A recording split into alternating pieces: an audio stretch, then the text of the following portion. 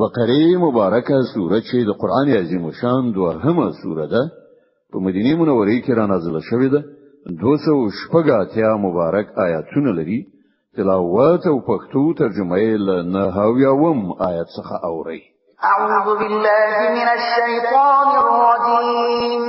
فناهړم الله تعالی شر شوی شیطان څخه بسم الله الرحمن الرحیم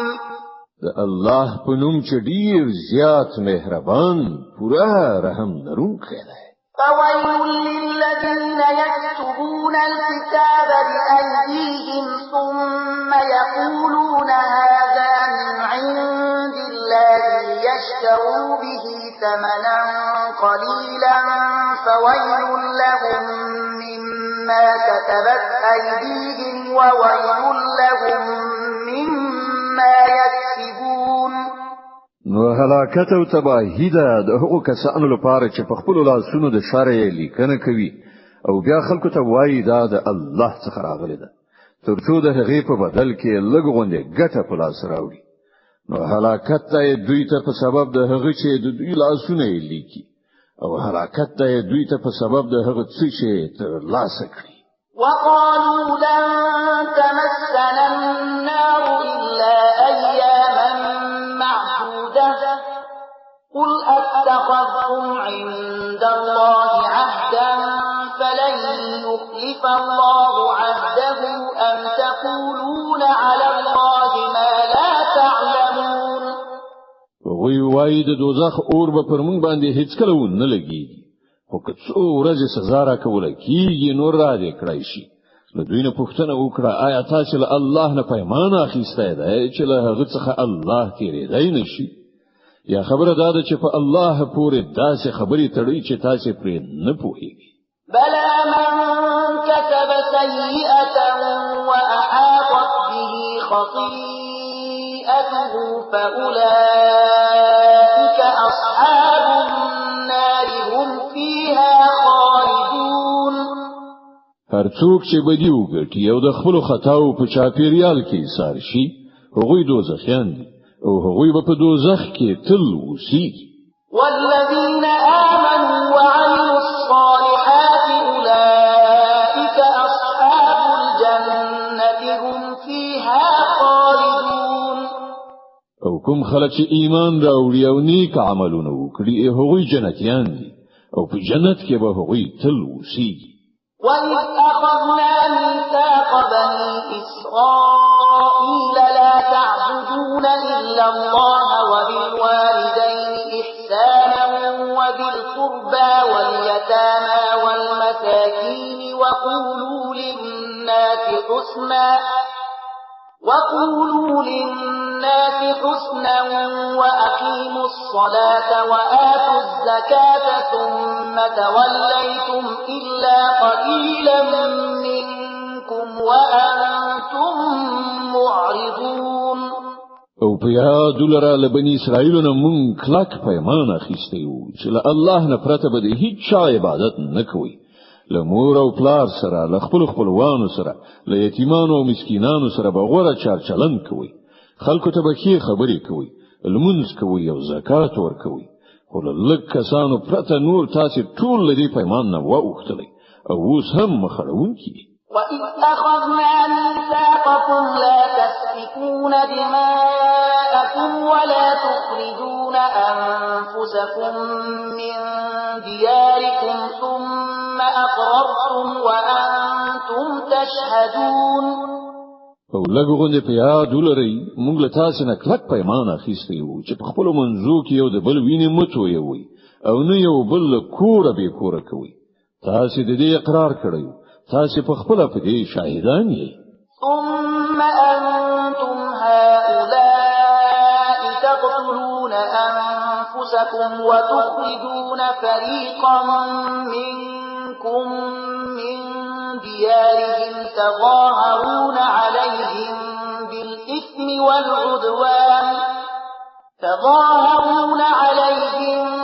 بالإثم والعدوان وإن يأتوكم أسارى تفادوهم وهو محرم عليكم إخراجهم أفتؤمنون ببعض الكتاب وتكفرون ببعض فما جزاء من يفعل ذلك منكم إلا خزي في الحياة الدنيا ويوم القيامة يردون إلى أشد العذاب وما الله بغافل عما تعملون. ونن همدا تاسو یاست چې خپل ورونه وژني، خپل ځینې ورونه بې کوره کوي، د ظلم او زیاتی په کولو د هغو په خلاف ډلې جوړوي، او کله چې په جګړه کې ونیول شي ستاسو په لاس کې بنديان شي نو د هغو د خوشی کولو لپاره د فدیه لاره برابروي. په داسې حال کې چې له کورونو څخه د هغو یستل له سره پر تاسو حرام، نو آیا تاسو د کتاب په یو برخه ایمان راوړی او په بل برخه یې کافر کیږي؟ نو لتا سينه چې کوم خلک داسې وکړي د هغو سزا بلګي پرته نور څوي چې د دنیا په ژوند کې ذلیل او خوار اوسيږي او په آخرت کې به ډیر سخت عذاب په لوري ورګرځول شي. الله ستاسو د دې حرکتونو څخه به خبره نه ده. أولئك الذين اشتروا الحياة الدنيا بالآخرة فلا يخفف عنهم العذاب ولا هم ينصرون. دا هغه کسان دي چې د دې دنیا ژوند د آخرت په بدله کې اخیسته ده. په دې عمل نه به په سزا کې اساني راوستل شي او نه به مرسته وسره وکړي شي. ولقد آتينا موسى الكتاب وقفينا من بعده بالرسل وآتينا عيسى ابن مريم البينات وأيدناه بروح القدس أفكلما جاءكم رسول بما لا تهوى أنفسكم استكبرتم ففريقا كذبتم وفريقا تقتلون. مون موسی ته کتاب ورکړ، له هغه وروسته مو پر لپسې پیغمبران ولېږل، په پای کې مو عیسی ابن مریم له روحانه نښونې خانو سره ولېږل او په سپېڅلي روح سره مو د هغه مرسته وکړه. هر کله چې کوم پیغمبر ستاسو د نفسي غوښتنو په خلاف کوم شي سره تاسو ته راغلی دی نو تاسو ورڅخه سرکشي کړې ده، څوک مو دروغجن ګڼلي دي او څوک مو وژلي دي. وقالوا قلوبنا غلف بل لعنهم الله بكفرهم فقليلا ما يؤمنون. غوی وای زمونږ زړونه پوښل شوي دي. نه، اصلي خبره دا ده چې د هغو د کفر له عمله الله پر هغو لعنت کړی دی. له دې کبله هغوی ډیر لږ ایمان راوړي. ولما جاءهم كتاب من عند الله مصدق لما معهم وكانوا من قبل يستفتحون على الذين كفروا فلما جاءهم ما عرفوا كفروا به فلعنة الله على الكافرين. اوس چې کتاب هغه ته د الله له لوري راغلی دی، دوی له هغه سره څه راخیستي دي؟ سره له دې چې دا کتاب د هغه کتاب تصدیق کوونکی دی چې له پخوانه له دوی سره موجود، او سره له دې چې د دې کتاب له راتګ نه مخکې دوی په خپل د کفارو په مقابله کې د فتح او نصرت دعاګانې کولې. او کله چې هغه کتاب راغی چې وی پیژانده هم نو د هغه له منلو یې انکار وکړ. د خدای لعنت دی وی په دې منکران. بئس ما اشتروا به أنفسهم أن يكفروا بما أنزل الله بغيا أن ينزل الله من فضله على من يشاء من عباده فباءوا بغضب على غضب وللكافرين عذاب مهين. څومره بد وسیله ده چې پر هغه سره دوی خپل ځانونه ډاډه کوي. په دې شان چې کوم هدایت چې الله را لېږلی دی د هغه له منلو څخه یوازې د دې سرغړونې په اساس انکار کوي چې الله خپل فضل یعنی وحی او رسالت پر خپل هغه بنده لوروي چې اراده یې وشي. نو ځکه دوی د غضب لپاره د غضب وړ ګرځېدلي دي او د داسې کافرانو لپاره ډېر سپکونکې سزا ټاکل شوې ده. وإذا قيل لهم آمنوا بما أنزل الله قالوا نؤمن بما أنزل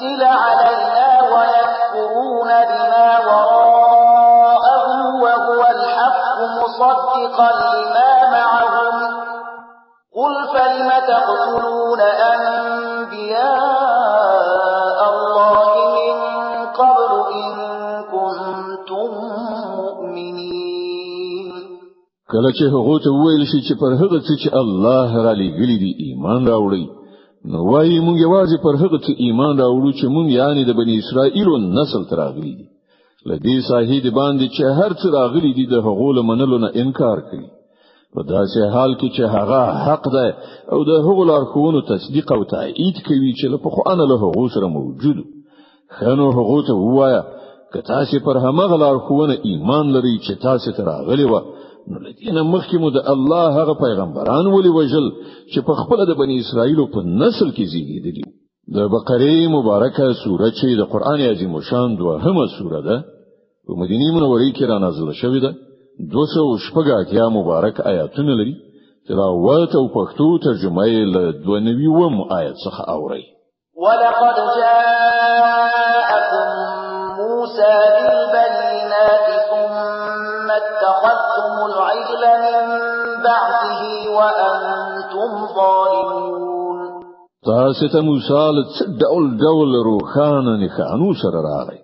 بیا هم تاسو داسې ظالمان وای چې د هغه د تشاشوا خو سکه مو خپل معبودون یو. وَإِذْ أَخَذْنَا مِيثَاقَكُمْ وَرَفَعْنَا فَوْقَكُمُ الطُّورَ خُذُوا مَا آتَيْنَاكُمْ بِقُوَّةٍ وَاسْمَعُوا قَالُوا سَمِعْنَا وَعَصَيْنَا وَأُشْرِبُوا فِي قُلُوبِهِمُ الْعِجْلَ بِكُفْرِهِمْ قُلْ بِئْسَ مَا يَأْمُرُكُمْ بِهِ إِيمَانُكُمْ إِن كُنتُم مُّؤْمِنِينَ. بیا لږه هغه پیمان در په زړه کړی چې پر تاسو باندې د تور غره پر راپورته کولو مونږ د څخه اخیستو. مونږ تاکید کړی و چې کوم هدایت در لیږو پر هغه په کلکه عمل وکړي او غوږ ورته کېږدئ وای اوري. ستاسو پلرونو نیکونو وویل چې مونږ واورېدل خو مونږ نه منل، او وای داسې باطل پرستانو چې په زړونو کې د خوسکی مینه ناشته و. وای که تاسو مؤمنان یې نو دا عجیب ایمان دی چې تاسو ته د داسې ناکاره حرکتونو امر کوي. قل إن كانت لكم الدار الآخرة عند الله خالصة من دون الناس فتمنوا الموت إن كنتم صادقين. دوی ته وایي چې د آخرت کور له نورو ټولو انسانانو پرته یوازې ستاسو لپاره خاص ګرځول شوی دی، نو تاسو ته ښایي چې د مرګ هیله من شي که چیرې رښتیا ویونکي یاست. ولن يتمنوه أبدا بما قدمت أيديهم والله عليم بالظالمين. باور ولرئ چې دوی به هیڅکله د هغه هیله ونه کړي، ځکه چې دوی په خپل لاسونو سره رسولي او هلته یې لېږلي دي. هغه دا ایجابوي چې هلته د ورتګ هیله ونه کړي. الله د دې ظالمانو له حاله خبر دی. ولتجدنهم أحرص الناس على حياة ومن الذين أشركوا يود أحدهم لو يعمر 1000 سنة وما هو بمزحزحه من العذاب أن يعمر والله بصير بما يعملون. تبه هغوی له بل هر چانه د ژوند هریسان مومي، ان تر دې چې دوی په دې کار کې له مشرکانو نه هم وړاندې شوي دي. د هغو هر یو دا غواړي چې په څه شان زر کاله ژوند وکړي، په داسې حال کې چې اوږد عمر خو هغوی له عذاب نه لري غورځولای نشي. څه عملونه چې دوی کوي الله خو هغه ویني. قل من كان عدوا لجبريل فإنه نزله على قلبك بإذن الله مصدقا لما بين يديه وهدى وبشرى للمؤمنين. دوی ته وایي چې کوم څوک چې له جبرائیل سره دښمنی لري هغه دې په دې وپوهیږي چې جبرائیل د الله په اجازه دا قرآن ستاسو زړه ته رسولای دی چې د قرآنیو راغلیو کتابونو تصدیق او تایید کوي او د مؤمنانو لپاره لارښودنه او د برید زیری په توګه راغلی دی. من كان عدوا لله وملائكته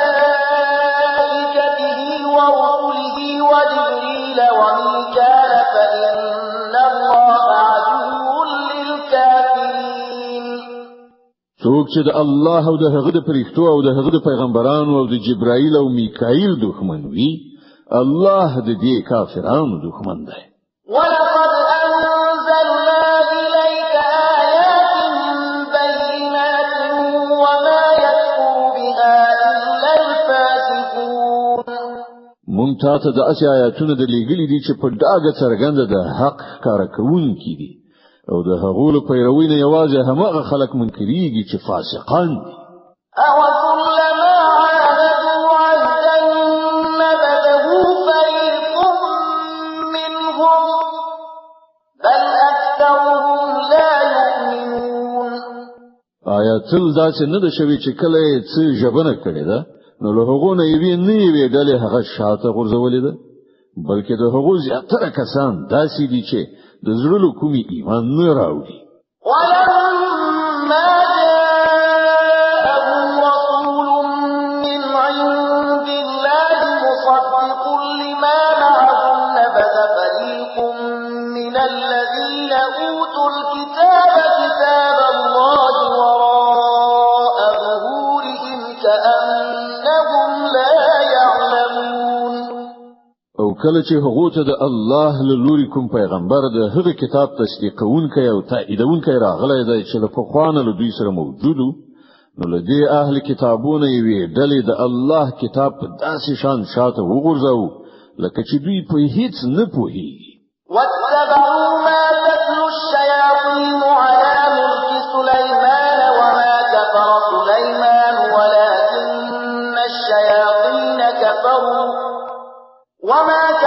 سليمان ولكن الشياطين كفروا يعلمون الناس السحر وما أنزل على الملكين ببابل هاروت وماروت وما يعلمان من أحد حتى يقولا إنما نحن فتنة فلا تكفر فيتعلمون منهما ما يفرقون به بين المرء وزوجه وما هم بضارين به من أحد إلا بإذن الله ويتعلمون ما يضرهم ولا ينفعهم ولقد علموا لمن اشتراه ما له في الآخرة من خلاق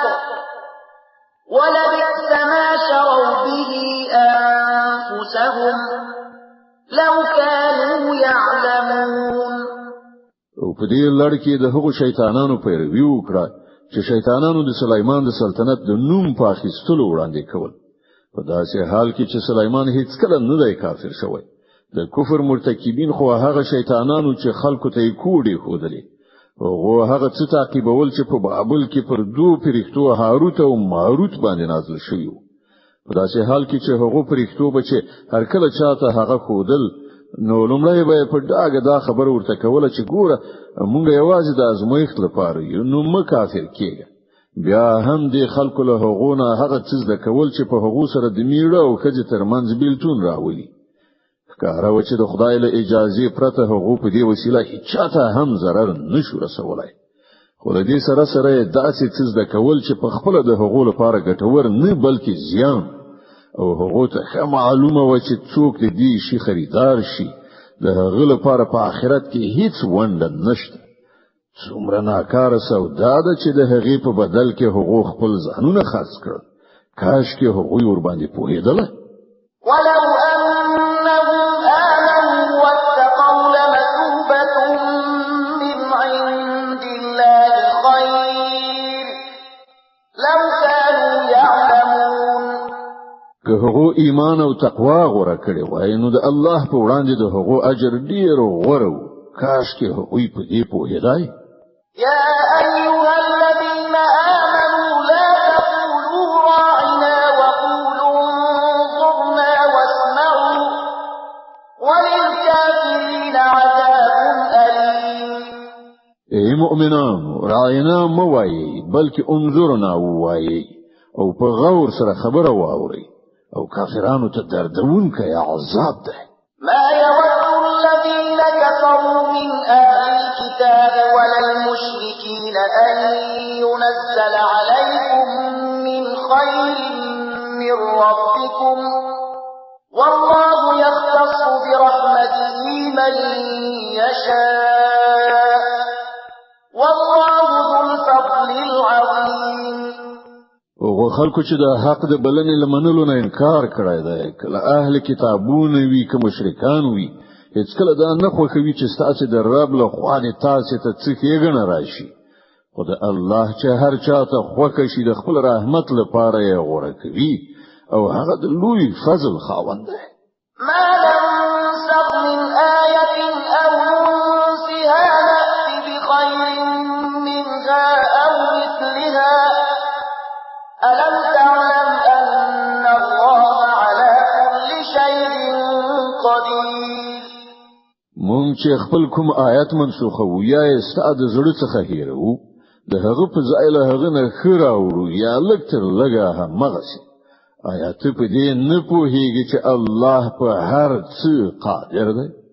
ألم تعلم أن الله له ملك السماوات والأرض وما لكم من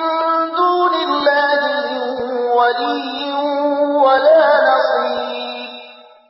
آیات نه خبر چې د اسمانونو او زمکه فرمان روي یوازې د همدې الله ده او له هغه پرته هیڅوک ستاسو خبر اخیستونکی او ستاسو مرستندوی بل نشته. أم تريدون أن تسألوا رسولكم كما سئل موسى من قبل ومن يتبدل الكفر بالإيمان فقد ضل سواء السبيل. آیا تاسو غواړئ له خپل پیغمبر نه هغه شان پوښتنې او غوښتنې وکړئ لکه چې دین مخکې له موسی نه شوي دي؟ په داسې حال کې څوک چې د ایمان رویه د کفر په چار چلن بدل کړي هغه د سمې لارې نه واوښت.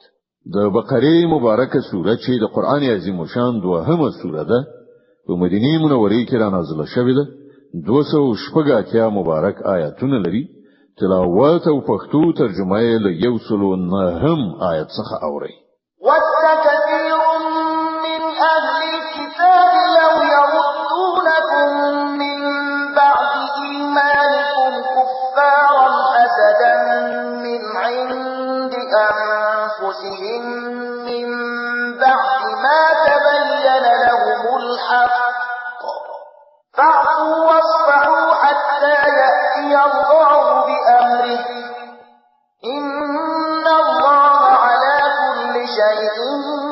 قدير. زیاتره اهل کتاب دا اغواړي چې په یو ډول نه یو ډول تاسو له ایمان بیرته د کفر لوري ته وګرځوي که څه هم حق هغه ته څرګند شوی دی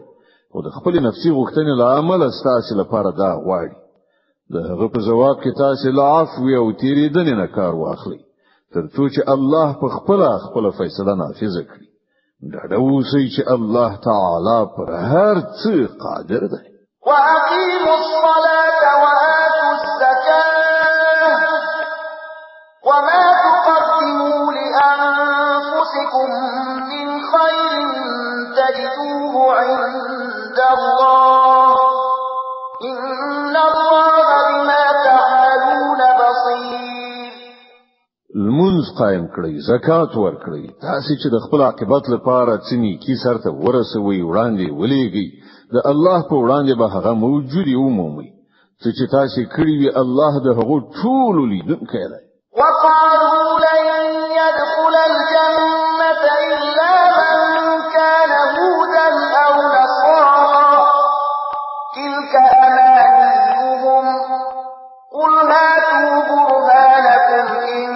كنتم صادقين. د هغو دا وینا ده چې هیڅوک به جنت ته لاړ نشي ترڅو چې هغه يهودین نه وي یا د عیسایانو د ګمان له مخې عیسائی نه وي. دا د هغو هیلې دي دوی ته وایي خپل دلیل وړاندې کړئ که تاسو په خپل دعوا کې رښتینی یاست. بلى من أسلم وجهه لله وهو محسن فله أجره عند ربه ولا خوف عليهم ولا هم يحزنون. په اصل کې نه ستاسو څه ځانګړي توپ دی او نه د بل چا حق خبره دا ده هر څوک چې خپل ځان د خدای اطاعت ته وقف کړي او په عملی توګه ښه چلند غوړه کړي د هغه لپاره د هغه د رب په نزد د هغه اجر شته او پر داسې خلکو څه ویره او کړاو نشته. وقالت اليهود ليست النصارى على شيء وقالت النصارى ليست اليهود على شيء وهم يتلون الكتاب كذلك قال الذين لا يعلمون مثل قولهم فالله يحكم بينهم يوم القيامة فيما كانوا فيه يختلفون. يهوديان وای له عیسایانو سره هیڅ نشته، عیسایان وای له يهودو سره هیڅ نشته. په داسې حال کې چې دوی دواړه کتاب لولي همداشان دعوا هغه خلک هم کوي چې هغوی د کتاب عالمان نه دي. الله به دا اختلافونه چې دا خلک پکې اخته دي د قیامت په ورځ فیصله کړي. ومن أظلم ممن منع مساجد الله أن يذكر فيها اسمه وسعى في خرابها أولئك ما كان لهم أن يدخلوها إلا خائفين لهم في الدنيا خزي ولهم في الآخرة عذاب عظيم. او له هغه چانه به غټ ظالم څوک وي چې نه پریږدي د الله په عبادت ځایونو کې د هغه نوم واخیستل شي او د هغو دورانولو په هڅه کې وي. دا چې خلک د دې وړ نه دي چې په دې عبادت ځایونو کې قدم کېږدي او که ورشي هم له ویرې سره به ورشي. د هغو لپاره خو په دنیا کې رسوایی او په آخرت کې لوی عذاب ده. ولله المشرق والمغرب فأينما تولوا فثم وجه الله إن الله واسع عليم. ختیځ او لویدیځ ټول د الله دي. په هر لوري چې تاسو مخ واړوي همغه لوري ته د الله مخ دی. الله د ډېرې پراختیا خاوند او په هر څه پوهیدونکی دی. وقالوا اتخذ الله ولدا سبحانه بل له ما في السماوات والأرض كل له قانتون.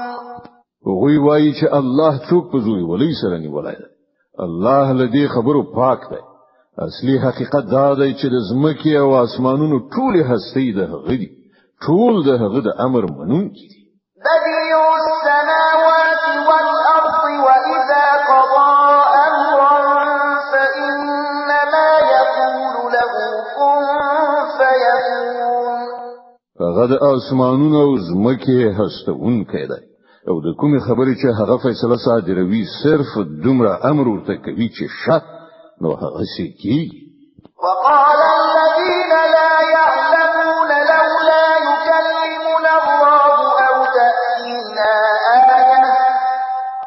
كذلك قال الذين من قبلهم مثل قولهم تشابهت قلوبهم قد بينا الآيات لقوم يوقنون. ناپوهان وایي چې الله په خپل ولی موږ سره نغږیږي یا موږ ته کومه نښه ولې نه راوړي. همدا شان خبرې له دوی نه مخکې خلکو هم کولی. د دې ټولو مخکنیو وروستنیو ګمراهانو ذهنیتونه یو شان دي. باور لرونکو ته خو موږ په ډاګه څرګند خپل نښانې ښکاره کړي دي. إنا أرسلناك بالحق بشيرا ونذيرا ولا تسأل عن أصحاب الجحيم. مونږ ته د حقایق له علم سره زیری ورکوونکی او ویرونکی لګلای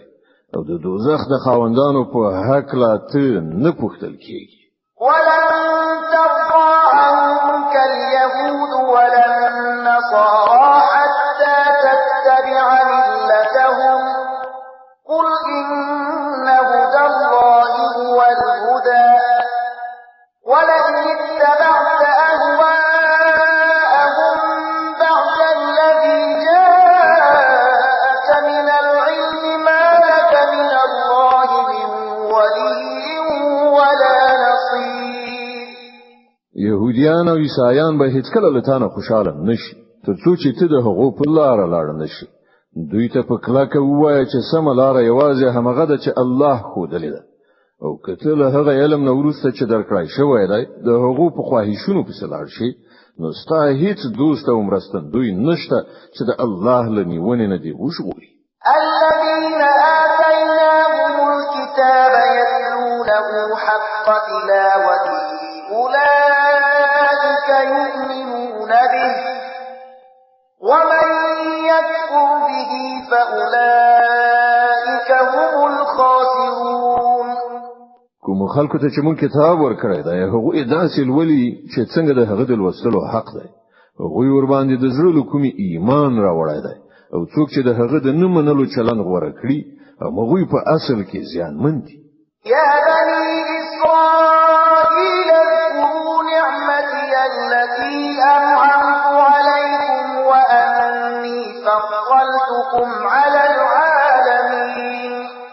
ای بنی اسرائیل زما هغه نعمت یاد کړئ چې پر تاسو مې لور ولیو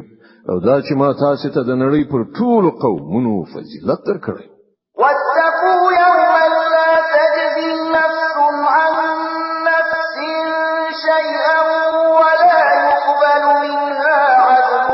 ولا تنفعها شفاعة ولا هم ينصرون او ویریږي له هغه ورځې نه چې هیڅوک به هیڅ چاته یو ذره په درد نه خوري نه بل چانه فدیه قبول کړای شي نه به کوم سپارښت انسان ته ګټه ورسوي او نه به ګناهکارانو ته کومې خوانه څه مرسته ورسېدای شي د بقره مبارکه سوره چې د قران عظیم شان دوهمه سوره ده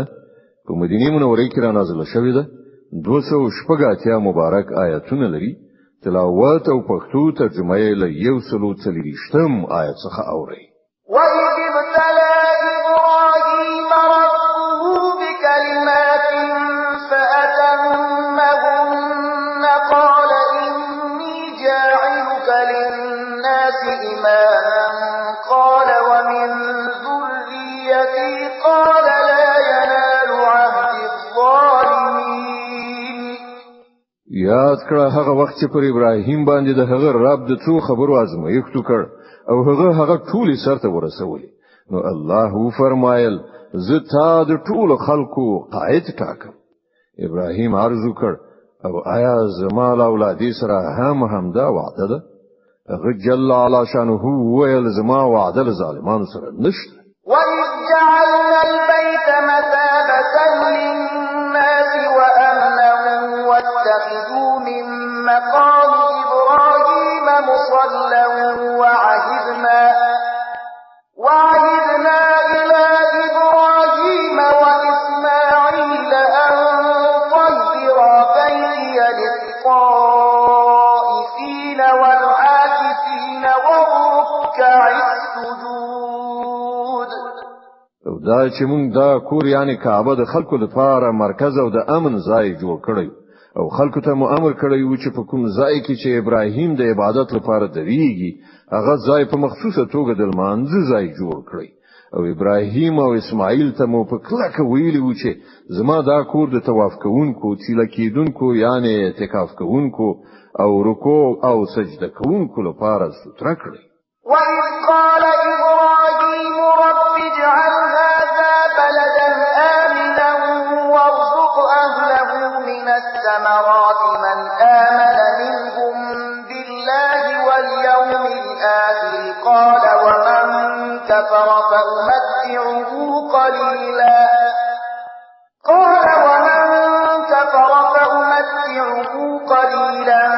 ثُمَّ أَضْطَرُّهُ إِلَىٰ عَذَابِ النَّارِ وَبِئْسَ الْمَصِيرُ او دا چې ابراهیم دعا وکړه ای زما رب دا خار د امن خار وګرځوه او د اوسیدونکو څخه چې څوک الله او آخرت مني هغه ته هر ډول میوي روزي کړه د هغه رب په جواب کې وفرمایل او چې څوک یې ونه مني د دنیا د څو ورځنی ژوندانه وسایل خو زه هغه ته هم ورکوم خو عاقبت به هغوی د دوزخ په لوري راکاږم او هغه ډیر ناکاره استوګنځای دی وَإِذْ يَرْفَعُ إِبْرَاهِيمُ الْقَوَاعِدَ مِنَ الْبَيْتِ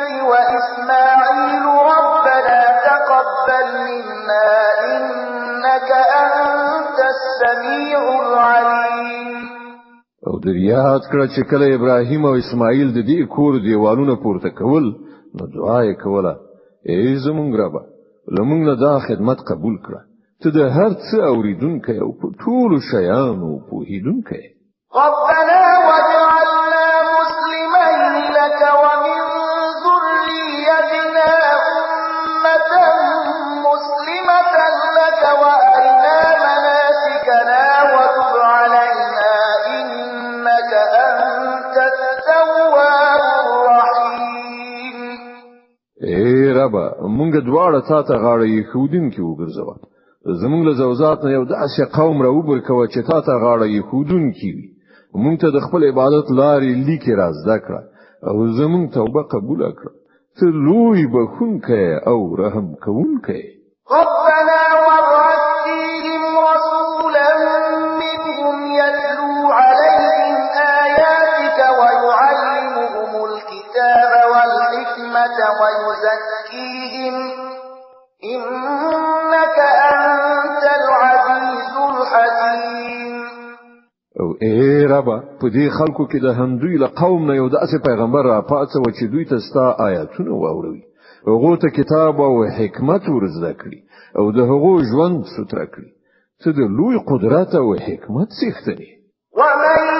يرغب عن ملة إبراهيم إلا من سفه نفسه ولقد اصطفيناه في الدنيا وإنه في الآخرة لمن الصالحين اوس څوک دی چې د ابراهیم د مسلک نه کرکه وکړي له هغه چا پرته چې په خپل ځان په حماقت او جهالت کې اخته کړی وي بل څوک دا حرکت کولای شي ابراهیم خو هغه څوک دی چې مونږ په نړۍ کې د خپل کار لپاره غوړه کړیو او په آخرت کې به هغه د صالحانو په ټولۍ کې وي إذ قال له ربه أسلم قال أسلمت لرب العالمين ووصى بها إبراهيم بنيه ويعقوب يا بني إن الله اصطفى لكم الدين فلا تموتن إلا وأنتم مسلمون هغه داسې و چې کله یې رب ورته وویل غاړه کېږده نو هغه سم د لاس وویل ما د کائناتو واکوال ته غاړه ایښې ده پر همدې مسلک باندې د تلو لارښودنه هغه خپل زوجات ته کړې وه او همدا سپارښتنه یعقوب خپل اولادې ته کړې وه هغه ویلي و چې زما بچیانو الله ستاسو لپاره همدا دین غوره کړی دی له دې امله د مرګ تر وخته مسلمان پاتې شئ أم كنتم شهداء إذ حضر يعقوب الموت إذ قال لبنيه ما تعبدون من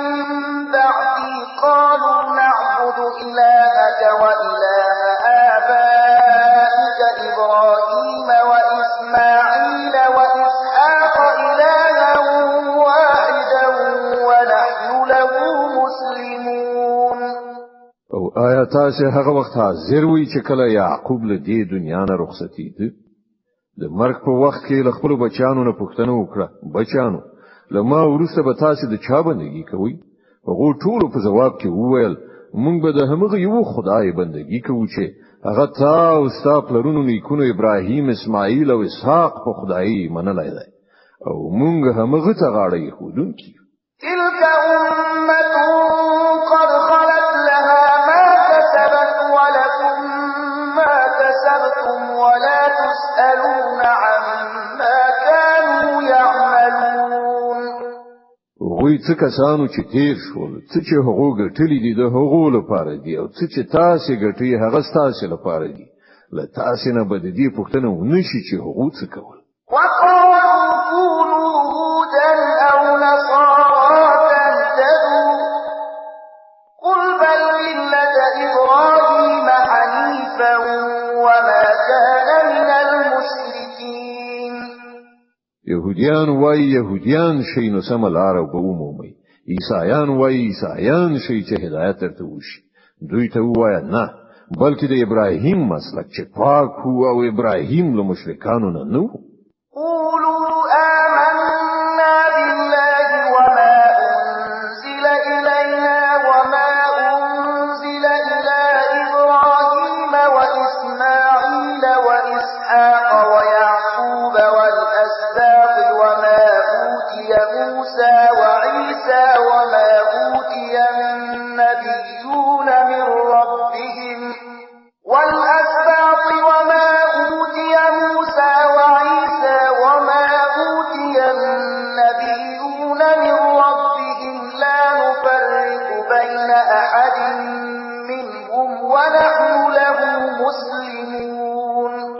مسلمانانو وایي چې موږ ایمان راوړی دی په الله او پر هغه هدایت چې موږ ته راغلی دی او هغه چې ابراهیم اسماعیل اسحاق او د یعقوب زوجات راغلی